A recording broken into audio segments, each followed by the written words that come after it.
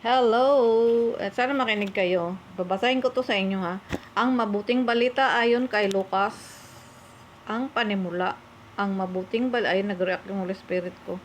Ang mabuting balita ayon kay Lucas ay nagpapakilala kay Jesus bilang ipinangakong tagapagligtas ng Israel at tanging tagapagligtas ng sangkatauhan. Itinala ni Lucas na si Jesus ay tinawag ng Espiritu ng Panginoon upang ipangaral sa mga dukha ang mabuting balita. Kaya madadama sa ebanghilyong ito ang malasakit sa mga nangangailangan. Sa aklat na ito'y nangingibabaw ang kagalakan lalo na sa mga unang kabanata na nagbabalita ng pagdating ni Jesus at sa pag-akyat niya sa langit. Ang kasaysayan ng paglago at paglaganap ng pananampalatayang Kristiyano. Matapos umakyat sa langit si Jesus ay inilahad din ng sumulat ng ebanghilyong ito sa aklat ng mga gawa. Sa bahaging 2 at 6, tingnan ang balangkas sa ibaba. Maraming bagay na matatagpuan lamang sa ebanghilyong ito tulad ng awitan ng mga anghel at ng pagdalaw ng mga pastol nang ipinanganak si Jesus. Gayon din ang banggit tungkol sa batang Jesus sa loob ng templo at sa mga talinghaga ng mabuting Samaritano at ang alibughang anak. Ang diin sa ebanghilyong ito ay nasa panalangin sa Espiritu Santo sa bahaging ginanap ng kababaihan, sa ministeryo ni Jesus at sa pagpapatawad ng Diyos sa mga kasalanan. Ito yung mga panimula, basahin nyo na lang. Tapos ito binigay sa akin ngayon. Itong 1 yung sa panimula, pinabasa sa akin. Ayun, nag-react siya. At binigay niya talaga to dito sa akin ito. Tapos may pinakita sa aking batang teenager na.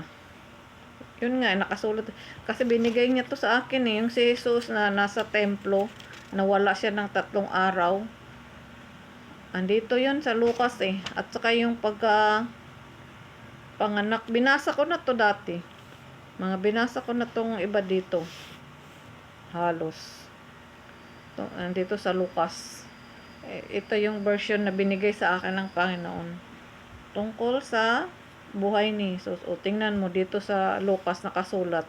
Sa Espiritu na nga. Tinawag ng Espiritu ng Panginoon upang ipangaral sa mga dukha ang mabuting balita. Mga dukha. Yan, nakasulat pa dyan. Ang ebanghilyong ito ay nasa panalangin sa Espiritu. Kaya nasa Espiritu na tayo dahil nga sa bagong tipan na. Hindi na wala na tayo sa lumang tipan. Kaya ito yung bagong tipan na binigay sa version ni Lucas. Yung kwento niyang buhay ni Jesus. Itong version na ito binigay sa akin. Saan ba yung si Jesus yung isinilang siya dito. Ayan, nandito babasahin ko nandito yung bituin sa isinilang si Jesus nasa 2. Nang panahong yaon, inuutos ng Emperador Augusto na magpatala ang lahat ng nasasakupan ng imperyo ng Roma. Ang unang pagpapatalang ito'y ginawa ng si Cirenio. Si Cirenio ang gobernador ng Syria. Kaya't umuwi ang bawat isa sa sariling bayan upang magpatala. Mula sa Nazaret, Galilea, si Jose pumunta sa Bethlehem, Judea, ang bayang sinilangan ni Haring David, sapagkat siya'y mula sa angkan at lahi ni David. Kasama niyang umuwi upang magpatala rin si Maria sa kanyang magiging asawa na nooy kagampan samantalang naroroon sila.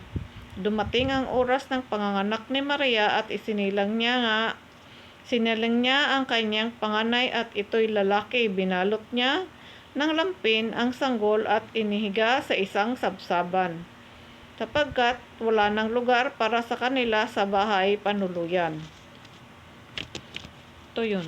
Kaya yung binigay sa akin yung nasa 12 dito. Ang mga pastol at ang mga anghel.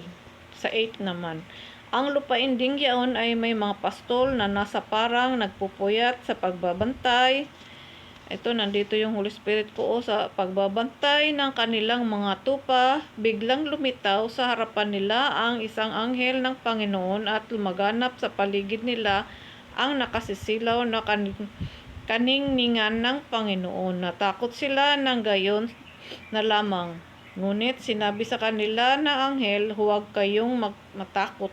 Ako'y may dalang mabuting balita para sa inyo na magdudulot ng malaking kagalakan sa lahat ng tao, sapagkat isinilang ngayon sa bayan ni David ang inyong tagapagligtas, ang Kristong Panginoon. Ito ang palatandaan.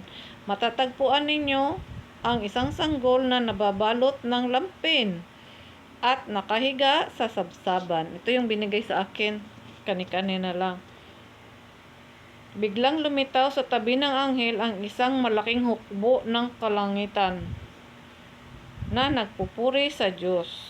Papuri sa Diyos sa kaitasan at sa lupa'y kapayapaan sa mga taong kinalulugdan niya. Nang makaalis na ang mga anghel pabalik sa langit, ang mga pastol ay nag-uusap-usap, tayo na sa Bethlehem, tingnan natin itong ibinalita sa atin ng Panginoon. At nagmamadali silang lumakad at nakita nila sina Maria at Jose at ang sanggol na nakahiga sa sabsaban.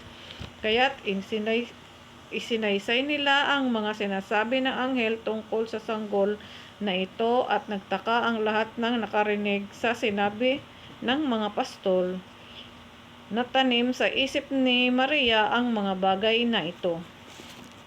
Kanyang pinagbulay-bulayan, umalis ang mga pastol at nagpupuri sa Diyos at nagpapahayag ng kanyang kadakilaan dahil sa lahat ng naririnig nila at nakita na ayon sa ibinalita sa kanila ng anghel. Ito yun. Tapos nandito, pinangalanan si Jesus. Pagdating sa ikawalong araw ay tinuli. Tandaan nyo, ikawalong araw tinuli ang bata at ipinangalang Jesus. Ang pangalang ibinigay ng anghel bago pa siya ipinaglihi.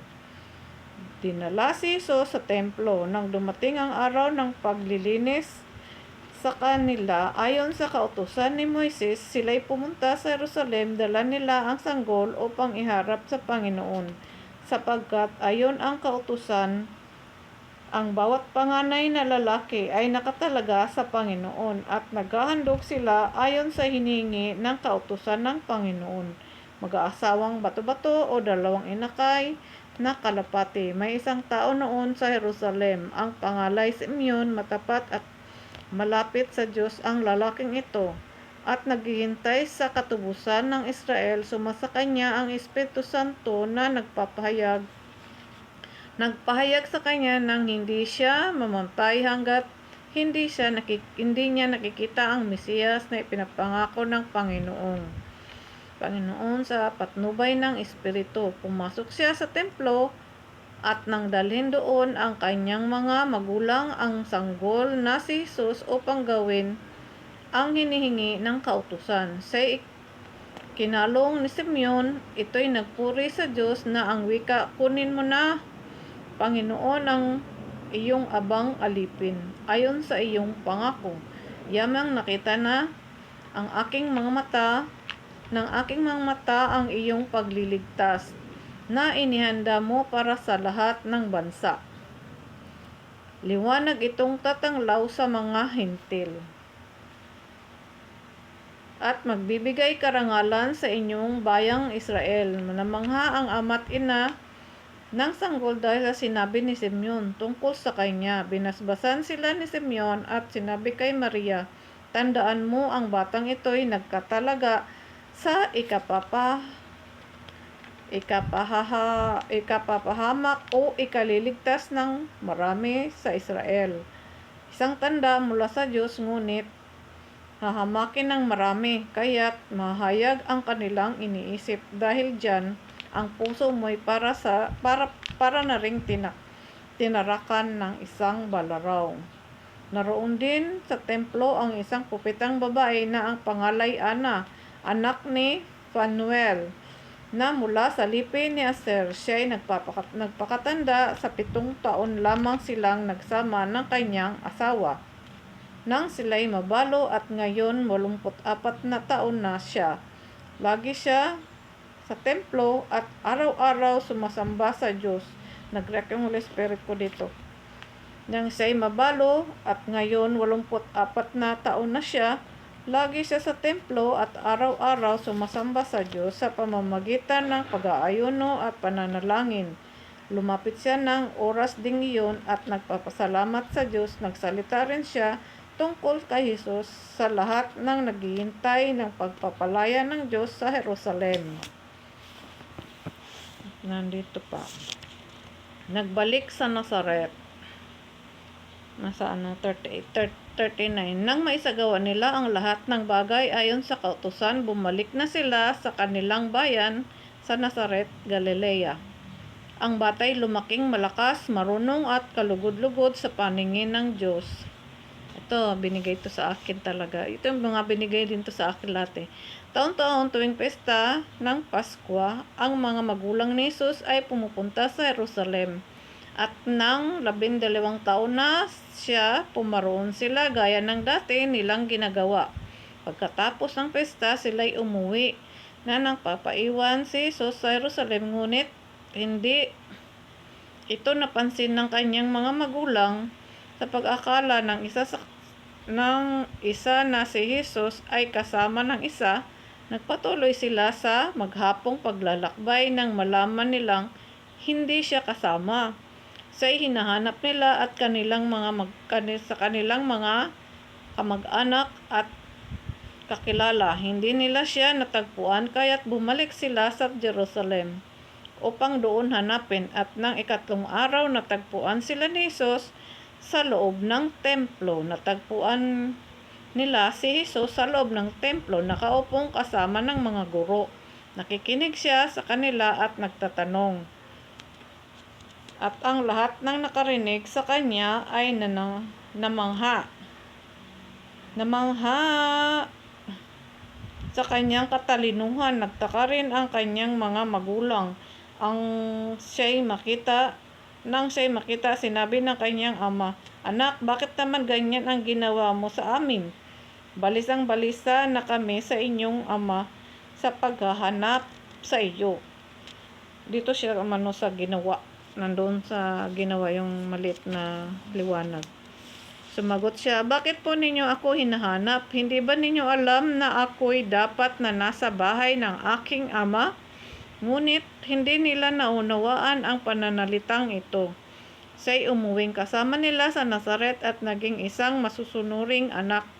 Ang lahat ng bagay na ito ay iniingatan ng kanyang ina sa kanyang puso. Patuloy na lumaki si Jesus, umunlad ang kanyang karunungan at lalong kinalugdan ng Diyos at ng mga tao.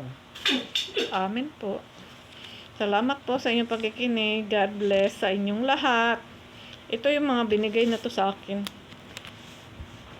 dati. Kaya inulit ko kasi dinala ko dito. Nireveal to sa akin. Ay, nag-react tuloy siya. Nag-react na yung Holy Spirit ko. At dito siya umano sa ginawa. Sa ginawa, yung kung saan ako, doon, saan ko inuulit, doon nagre-react yung Holy Spirit ko. At ngayon, nag-react siya, natapos ko na. Salamat Panginoon at syempre sa aking Holy Spirit na nagbigay ng mensaheng ito ngayon lamang. Kaya pinakita niya to kasi may pinakita sa akin mukha ng bata. Tapos, meron pa nga mukha ng babae. Salamat po. God bless.